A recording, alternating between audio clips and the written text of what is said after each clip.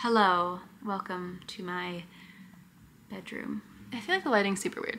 I'm not gonna do anything about it though. Last time I filmed this video, I was not in focus. So I'm wearing my glasses to make sure I'm in focus, and I'm gonna be checking the little screen a bunch. So yeah, today's video is going to be about Bookish Icks. Back in my day, these were called pet peeves, but the culture has shifted, the zeitgeist has changed, and now they're icks. And that's also kind of why I'm sitting in my slightly poorly made bed, because I want it to be, you know, more conversational, more the girlies are gabbing and whatnot. That's gonna be this video. I've also written them down because I am a professional woman. So, Bookish Ick number one. I'm Eastern European, specifically Russian. I don't like talking about it, except for the fact that I talk about it all the time. And I'm of the Putin Huijuan variety of Russian, if you know what that means. The Slava Ukraini Heroyam Slava type of Russian. And one of the things that bothers me is when I have a non-Russian person, a non-Eastern European, like not even anyone who could like relate, no one from the post-Soviet space. No one from the post-Soviet space, and they are writing about, again, I'm gonna focus on Russia because like that is where I can like 100% say I have a cultural understanding. And I've talked about this before, like Elizabeth Gilbert or someone, and it's a place where as a reader you don't get a seamless experience if you know why what this person is saying just isn't that way. Like if you can see the seams between like the culture where this person's coming from and the culture they're trying to write about, it's so obvious and it's uncomfortable as a reader. It really takes you out of it. One like red flag that immediately pops up is if it's a person that's like very clearly not Eastern European, like their name is clearly not Eastern European, and oftentimes they'll like mention it, right? Like they'll say where they're from or something. But B, also if they call patronymics middle freaking names, it's not what that is. That's not what that is. It's not a middle name. That just annoys me so much to see all of the time. It's literally not a middle name. But yeah, it's like when you're watching a show and there's like a character who's supposed to speak a certain language or like be from a certain place, but the actor very clearly is not from that place, and you're like, that is so obvious to me. Oh my God. It really takes you out of it. And I think kind of an extension of this is the own stories element of writing and how it's really important to read from people who actually do know what they're talking about. But and I understand too that there's like, I don't know where the boundaries of that are for my own reading, because I kind of end up questioning what experiences can we truly write about? What experiences can we truly know about? You know, I am not going to sit here and say that I know the experiences of a person of color. I'm not trying to write those stories. But like, what does it mean to be like mixed race and writing about an experience that you don't necessarily have like a complete immersion into? Can folks who are like me, who are Russian American, write Russian stories? I would say yes, but like that's not the same thing, right? As a person who's like lived and grown up in that country. Can people with wealth write about poor people? And so I do think that there's so many elements of like how this can become very like nitty gritty, but I think that I'm saying that as a reader, I know that I don't like it for the cultures that I have an awareness of. So I want to prioritize in other spaces writing about people where it's like, oh, you actually do know these experiences, because I think I'm probably gonna learn more in those stories. So yeah, my next point, ick, Jesus. My next ick is when it's a cool story, something that I actually really want to read. I'm actually, this is so cool, this is so exciting, what a fun concept, theme, and then there is just the most milquetoast romance to ever exist within. And then my valuable reading pages are wasted on Evan McAmerica and how he loves the cool girl protagonist. I hate it. I truly hate it. And I really hate it too when I'm almost promised a book that's supposed to go away from those standards and I'm told like, no, this is gonna be not about romance, and then it shows up. Like, oh my God. I can't stand it. In general, I don't think I'm someone who like, I can't unwind with romances that they don't bring me joy. I'm recondoing them out of my life. No, like I was talking with a girl and I talked about how I didn't like romances, and she kind of gave this example of like, oh, a romance is this ultimate kind of comfort story because you know that the ending is them getting together. And I'm like, well, that's the problem, because to me, the only ending I want in the story is someone's gonna die. Which one of them is going to, you know, end up in prison and their love will be ruined? That's my love stories. I guess it's not comforting to me. It's not comforting when it's like, oh, the whole point of the story is that these two people are gonna get together and they have to resolve their differences, and there's gonna be a misunderstanding in Act 3 that they're gonna have to overcome, and they could just talk to each other, but they're not gonna talk to each other because they're too hurt. Like, I don't find it very interesting, and I especially if that's like not the point of the story and it's thrown in there. Like, I don't even like it in movies or TV shows. It just gets so boring to me, and then you have these people pining over each other. I don't like it. Maybe I'm a heartless monster, but that's just who I am. But yeah, and I guess like the second act there is, I'm not very much into love stories. It's not really it's not my gig. It's not what I don't find it very relaxing, I guess. Especially when there's just the types of conflict that are just like stupid made up conflicts of like, oh my god, I can't believe you, like, I don't even have an example because I don't read these types of books, but like something where they're clearly, these two people are going to end up together and they're just like making all these obstacles in the way for no reason other than to build tension. And to me, it's like, what is the value here? What is the point? And I think that a lot of books, the idea is you're exploring something about these characters. Maybe there's like a larger global problem versus like just this interpersonal quibble problem, whatever. I don't like it. Yeah. Okay.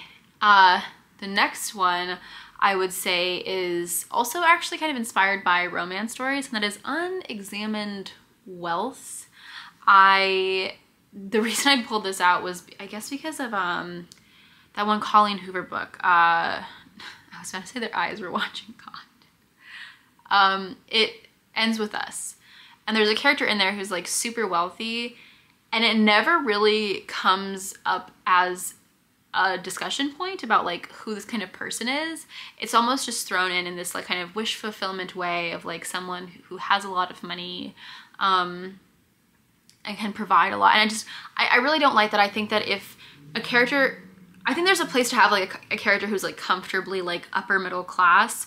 You know, I think that's a place where I'm like, okay, that character might not understand or recognize that they have some kind of privilege. You know, it's still something that you probably should discuss if you're going to have a character. It's like, oh, that person clearly was able to afford things that like most people can't afford.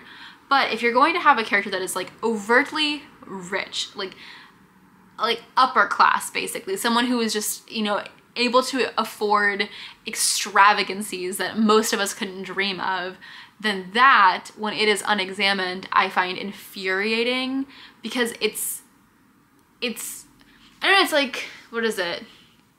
A Deus Ex Machina. It kind of feels like that to me, right? It feels like this space of, oh, you're literally entirely there to potentially solve a problem, or to like slightly up an ante in the most boring way possible.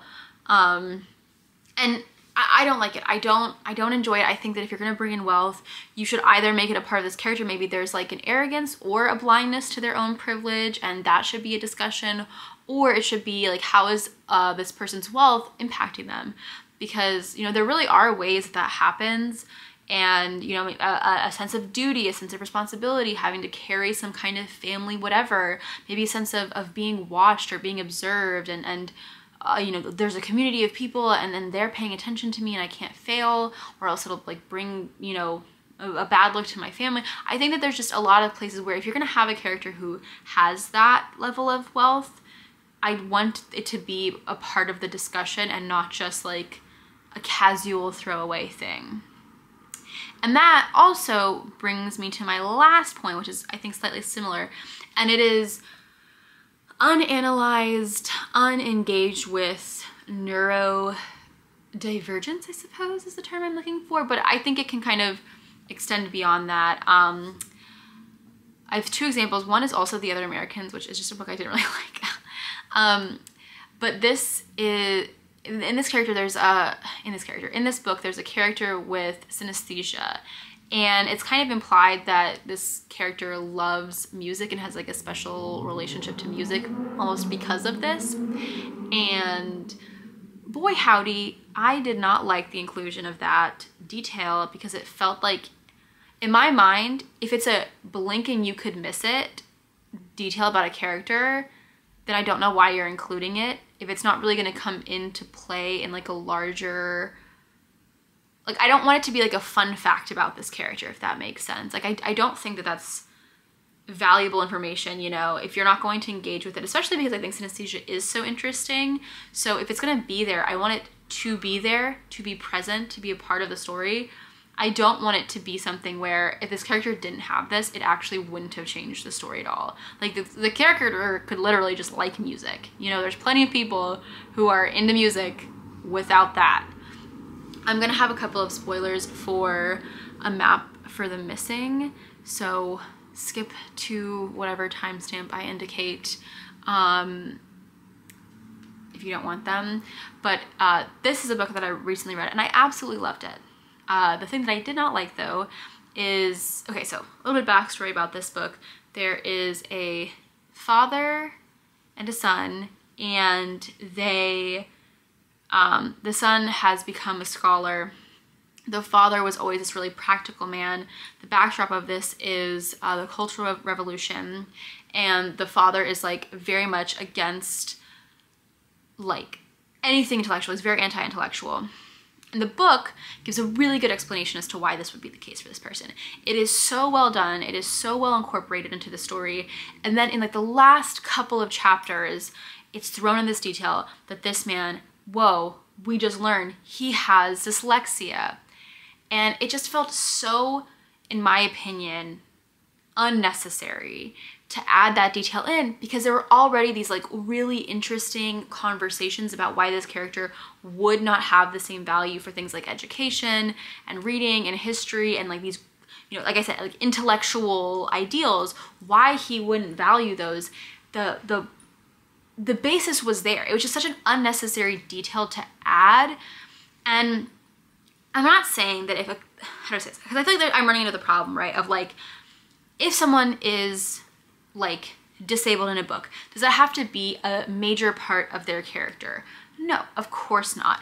But I think in a case like this where it doesn't feel maybe earnest, or it doesn't feel like the characters are engaging with it, it just kind of becomes, like I said, almost like a fun fact, a blink and you could miss it detail. That's where it starts to become a little dubious for me. And I think to like a few examples where I liked the inclusion of something, like I think about Almond, where the character has alexithymia. Again, this is an example, you know, the person's writing this didn't necessarily have alexithymia, and so I can't speak to like the accuracy, the if it was a good representation. I don't know a lot, that I tried to kind of like find videos about alexithymia to get a better understanding, but I think that at the very least, it was handled, it was a part of this person's story. It was clear where it was coming from and why it was a part of the story. But that's a very extreme example where it's like, it's central to the conversations being had. This character has this neurodivergence. They're different in this way. And this is how they're having to interact differently with the world because of who they are. Then I move over and I think about, for example, Darius the Great is Not Okay, where Darius has depression. And I think the book handles it so well in the way that like, it's not necessarily the major part of the book. It's not necessarily like every single page is dedicated to this, but it's this thing that exists and kind of like a lighthouse flashes occasionally. And when we get it, it has a really good place in the book. I think it's handled very, very well. And I really appreciated the way in which that book handled something like depression. And I think these other two books I'm talking about, both A Map for the Missing, which again, I absolutely love that book. But in terms of how it handled, you know, its own neurodivergence, and then also the other Americans, the way these things were just sort of thrown away. They didn't feel important. They weren't necessarily handled with grace. And I think that in those moments it becomes an ick to me, because it feels like it came out of nowhere, and I don't like that. And I think kind of, as I'm talking about these and reflecting, I think a lot of it does have to deal with, a lot of my icks are coming from a place of like not enough care and attention and engagement placed to it. Like I think, you know, own voices, it's really about the ability to have nuanced storytelling, examining the ways in which you're using neurodivergence if you are going to use that in your story. Yeah, I guess that is kind of like all of those sort of fall perhaps under one umbrella, and milquetoast love stories, they're just really boring. So that's that. Let me know about any icks you might possibly have. I would love to hear them and compare and contrast. Yeah. Currently, I am reading at an absolute snail's pace. I've just been in such a slump. I'm reading, oh my god, my glasses. I'm reading Ring by Koji Suzuki, but very problematically for myself in my reading, I have in fact started rewatching. Rewatching is weird. I started a series that I never finished, but I had started previously, which is One Piece. So I've kind of been distracted, but yeah, that's where I'm at. Thank you so much for watching, and I'll see you in my next video. Bye-bye.